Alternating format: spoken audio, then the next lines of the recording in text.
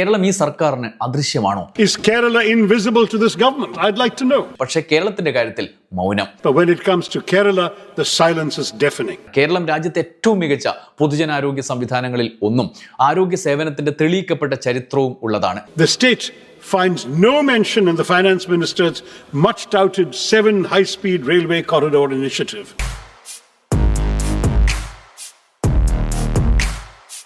നമസ്കാരം. പാർലമെന്റിൽ നിർമ്മല സീതാരാമന്റെ ബജറ്റിന്മേലുള്ള ചർച്ച നടക്കുകയാണ്.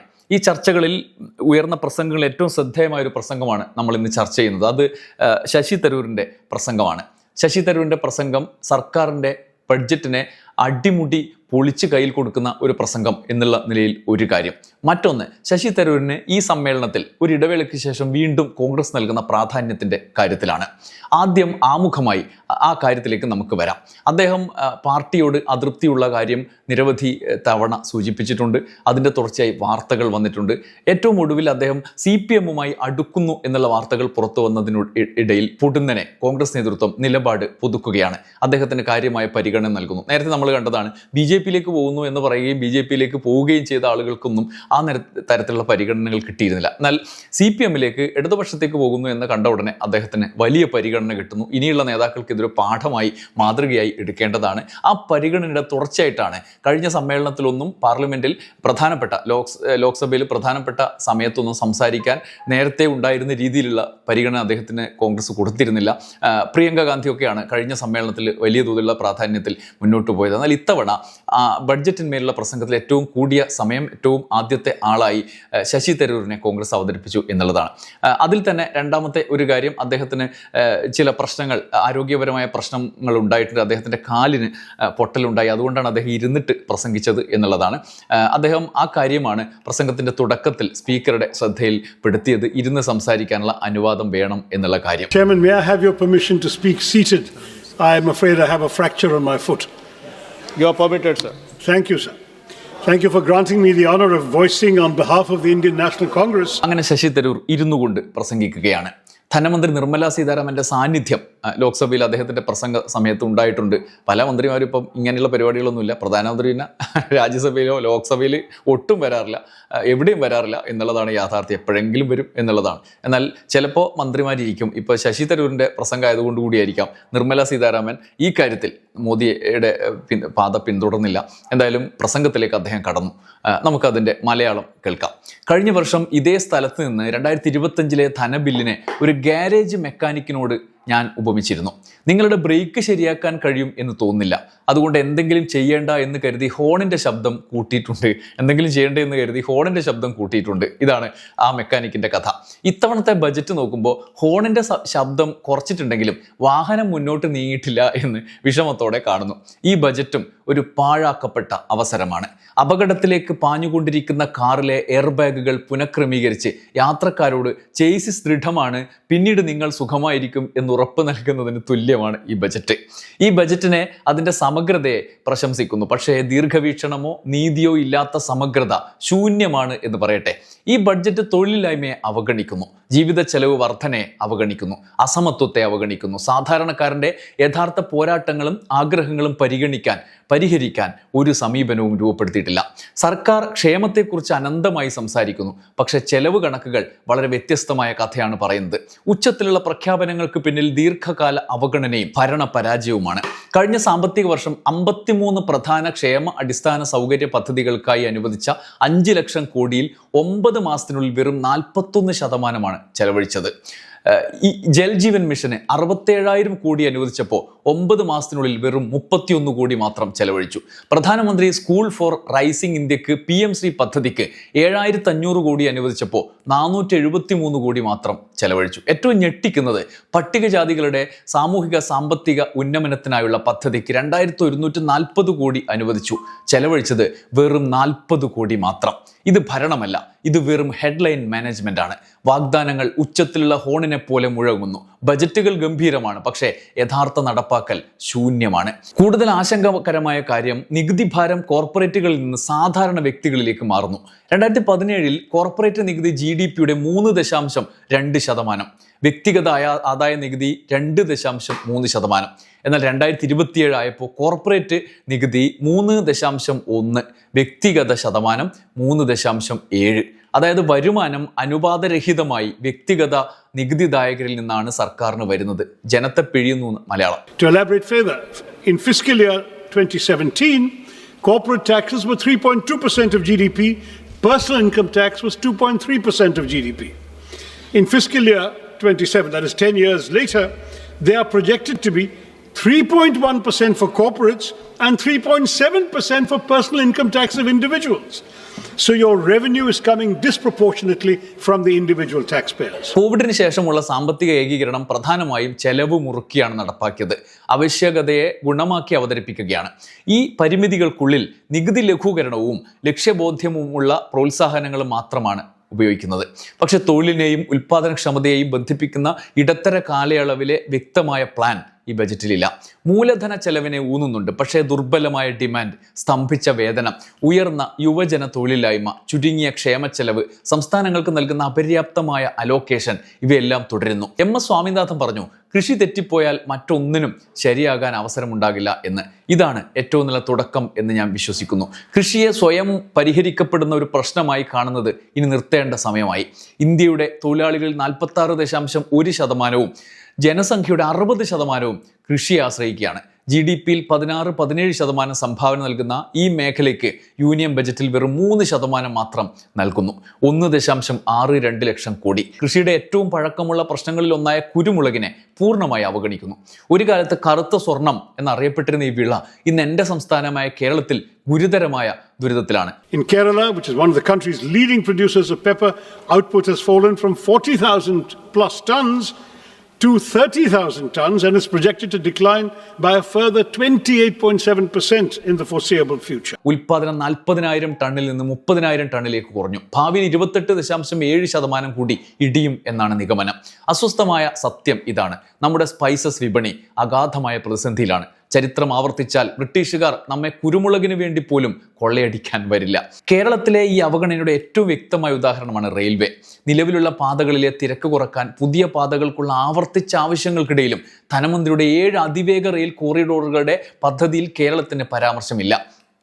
ഇത് ശശി തരൂർ ഈ കാര്യം പറയുമ്പോൾ ശ്രദ്ധിക്കേണ്ടത് കേരളയിലുമായി ബന്ധപ്പെട്ടാണ്. ശശി തരൂർ നേരത്തെ കേരളയിലിനോട് ഒപ്പം നിന്ന ആളാണ്. എന്നാൽ കേരളത്തിലെ കോൺഗ്രസ് നേതൃത്വം അതിൽ നിന്നും രാഷ്ട്രീയമായ ചർച്ചകളിലേക്ക് മാറ്റി അതിനെതിരായ നിലപാടെടുത്തു.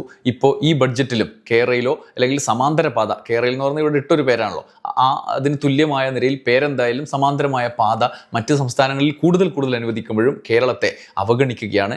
ദേശീയ ശരാശരിയിൽ വാഹനങ്ങളുടെ എണ്ണത്തിൽ മുന്നിൽ നിൽക്കുന്ന കേരളത്തെ അവഗണിക്കുകയാണ്. The state finds no mention in the finance minister's much touted 7 high-speed railway corridor initiative. അതിനെക്കുറിച്ച് അദ്ദേഹം വിമർശിക്കുകയാണ്. തന്ത്രപരമായ ബന്ധിപ്പിക്കൽ രാഷ്ട്രീയ അസൗകര്യത്തോടെ അവസാനിക്കുന്നുണ്ടോ എന്ന് ചോദിക്കേണ്ടിയിരിക്കുന്നു. അതായത് രാഷ്ട്രീയമായി കേരളത്തെ ഒറ്റപ്പെടുത്താൻ ശ്രമിക്കുന്നു എന്ന് അദ്ദേഹം ഒരു നിർണായകമായ ആരോപണം ഉന്നയിക്കുകയാണ്. ഈ അവഗണനയുടെ പ്രത്യാഘാതങ്ങൾ യാത്രക്കാരും റെയിൽവേ ജീവനക്കാരും അനുഭവിക്കും. ദിവസവും തിരക്ക് യാത്രാശേഷി അപകടകരമായ നിലയിലെത്തിച്ചു. റെയിൽവേ മാത്രമല്ല, ദേശീയപാതകളും തുറമുഖങ്ങളും ഒക്കെയുണ്ട്. പക്ഷെ വിഴിഞ്ഞം തുറമുഖം ഇന്ത്യയുടെ ലോക വ്യാപാര കവാടം, ലോകത്തിലെ ഏറ്റവും വലിയ കണ്ടെയ്നർ കപ്പലുകൾ ശേഷിയുള്ള ഏക തുറമുഖം, അന്താരാഷ്ട്ര നിലവാരത്തിലെത്താൻ തടസ്സമായ റോഡ് റെയിൽ ബന്ധിപ്പിക്കലിന് കേന്ദ്ര സഹായം പ്രഖ്യാപിക്കാതെ പ്രാദേശികമായി മാത്രം കാണുന്നു. But Viഴിഞ്ഞം Port, India's gateway to global trade, our only port that can host the world's largest container ships, is treated as a local afterthought, with no central support announced for the road and rail connectivity that is hampering its potential as a world-class transshipment port. Similarly, while 20 new national waterways are to be operationalized, it remains unclear how many, if any, will benefit Kerala. അതുപോലെ 20 പുതിയ ദേശീയ ജലപാതകൾ പ്രവർത്തനക്ഷമമാക്കുന്നു. കേരളത്തിന് എത്രയെങ്കിലും ഗുണമുണ്ടാകുമോ എന്ന് ഒരു വ്യക്തതയുമില്ല. പട്നയിലും വാരാണസിയിലും കപ്പൽ അറ്റകുറ്റപ്പണി സംവിധാനങ്ങൾ വാഗ്ദാനം ചെയ്യുന്നു. പക്ഷെ 44 നദികളും സമ്പന്നമായ ജലപാതകളുമുള്ള കേരളത്തിന് ഒന്നുമില്ല. കടൽ ഭിത്തികളും തടയണകളും നിർമ്മിക്കാൻ കേരളത്തിന് പണമില്ല. കഴിഞ്ഞ 15 വർഷമായി ഞാൻ ഈ സഭയിൽ ആവർത്തിക്കുന്നു. കേന്ദ്രം പറയുന്നു ഇത് സംസ്ഥാനത്തിന്റെ കാര്യം, സംസ്ഥാനം പറയുന്നു പണമില്ല. അതുകൊണ്ട് നമ്മുടെ ഭൂമി, കടൽ തീരം, കൊടുങ്കാറ്റുള്ള സമുദ്രത്തിന് നഷ്ടപ്പെടുന്നു. ദാരിദ്ര്യരേഖയ്ക്ക് താഴെയുള്ള മത്സ്യത്തൊഴിലാളികളുടെ ജീവിതവും ഉപജീവനവും സംബന്ധിച്ച് ബജറ്റ് നിർമ്മാതാക്കൾക്ക് ഒരാശങ്കയുമില്ല. സമുദ്രത്തിലൂടെയുള്ള ഗതാഗതം നിരാശപ്പെടുത്തുമ്പോൾ ആകാശമാർഗം ആശ്രയിക്കാമോ? ഉഡാൻ പദ്ധതി സാധാരണക്കാരന് ആകാശം തൊടാൻ ആഗ്രഹങ്ങൾ ഉയർത്താൻ വാഗ്ദാനം ചെയ്താണ്. പക്ഷേ ഇന്ന് പല വാഗ്ദാനങ്ങളും നിലത്ത് വീണ് കിടക്കുന്നു. ഒരു ദശകം കഴിഞ്ഞപ്പോഴും ഉഡാൻ പദ്ധതിയിൽ ആരംഭിച്ച 11 വിമാനത്താവളങ്ങളിലെങ്കിലും വിമാനങ്ങൾ കുറയുകയും അപ്രത്യക്ഷമാവുകയും ചെയ്തു. റൺവേകളിൽ വിമാനങ്ങളില്ല, ടെർമിനലുകളിൽ യാത്രക്കാരില്ല, ആകാശം ശൂന്യം. കഴിഞ്ഞ വർഷം 120 പുതിയ സ്ഥലങ്ങളും 4 കോടി യാത്രക്കാരും എന്ന് വാഗ്ദാനം നൽകിയിരുന്നു. പക്ഷേ ഈ ബജറ്റിൽ ഉഡാൻ പരാമർശിക്കുന്നു പോലുമില്ല. കേരളത്തിന്റെ ഏറെക്കാലമായുള്ള ആവശ്യമാണ് എയിംസ്. NDA സർക്കാരിന്റെ ആദ്യ വർഷം പ്രഖ്യാപിച്ച വാഗ്ദാനം ഇപ്പോഴും യാഥാർത്ഥ്യമായില്ല.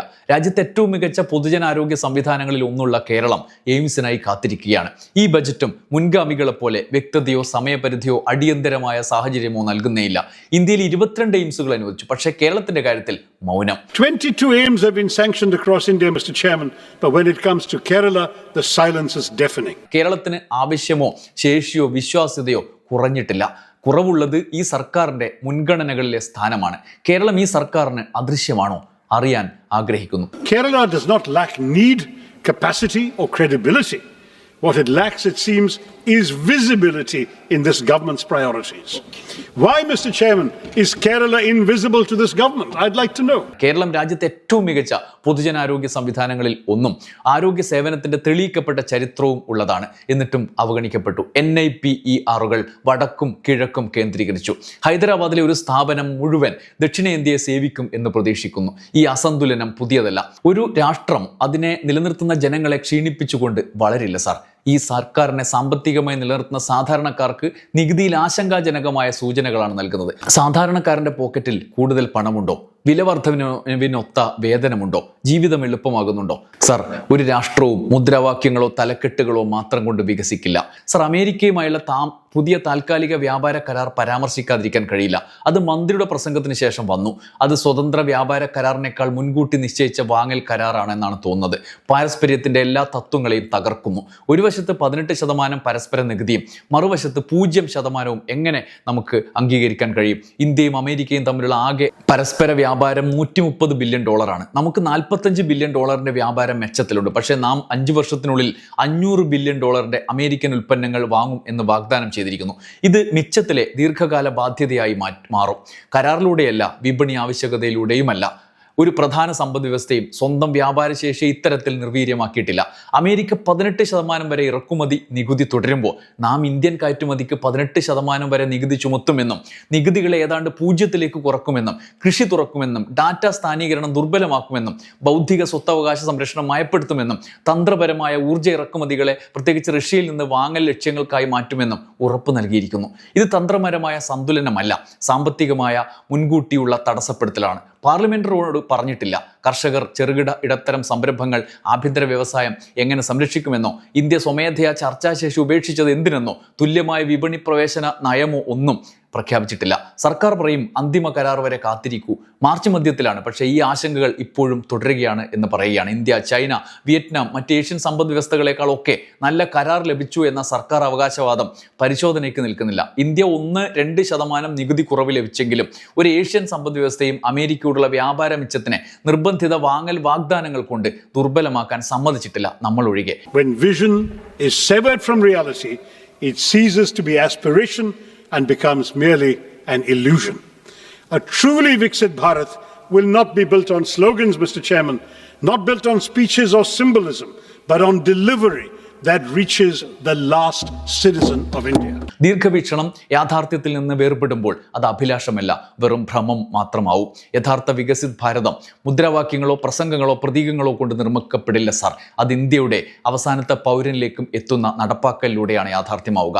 വാഗ്ദാനങ്ങളെ ഫലങ്ങളാക്കി മാറ്റുന്നത് ഔദാര്യമല്ല, തെരഞ്ഞെടുപ്പല്ല, അത് നമ്മുടെ കടമയാണ്. സർക്കാരിനോട് പറയാം അത് നിങ്ങളുടെ കടമയാണ് എന്ന്. ഇങ്ങനെയാണ് ശശി തരൂർ തൻ്റെ ഗംഭീരമായ ബജറ്റ് പ്രഭാഷണം അവസാനിപ്പിക്കുന്നത്. നന്ദി, നമസ്കാരം.